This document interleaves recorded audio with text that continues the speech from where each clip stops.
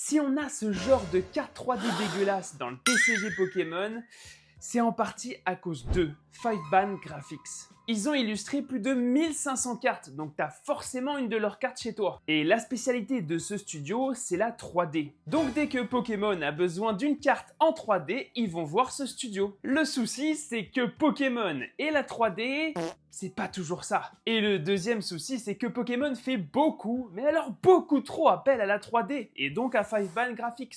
Surtout pour les cartes qu'on appelle Full Art. C'est ces cartes où on voit le Pokémon en 3D du coup sur un fond de couleur un peu criarde, mais le moins qu'on puisse dire c'est que c'est rarement réussi. Rien que sur la dernière extension Flamme Blanche et Foudre Noire, j'ai pas trouvé une seule carte de ce style qui me plaisait. Et le problème c'est que ça date pas d'hier. Regarde, ça c'est parmi les premières cartes créées par 5ban Graphics. Est-ce que tu les trouves belles? Avant de continuer, oublie pas de t'abonner. Bref, tout ça c'est pas prêt de changer parce que 5ban Graphics ça appartient à Creatures Inc. qui est tout simplement à l'origine du TCG Pokémon et qui détient un tiers des droits d'auteur de la licence Pokémon. Bref, pourquoi je parle d'eux maintenant? Bah parce qu'ils semblent s'être enfin réveillés et s'être rendu compte que les foulards dégueulasses ça plaisait à personne. Pour le nouveau bloc qui arrive en septembre, Méga Évolution, ils se sont occupés de ces cartes et là on peut dire que c'est réussi. On n'a plus seulement le Pokémon brut posé sur un fond dégueulasse avec des contours flashy, là on a un vrai style cartoon vivant, dynamique, qui se fond dans le design général du bloc entier. Bref, j'espère qu'ils vont continuer là-dessus et pas nous sortir des foulards dégueulasses sur lesquels on a le seum de tomber quand on ouvre un booster. N'hésite pas à me dire ce que t'en penses en commentaire et à la prochaine.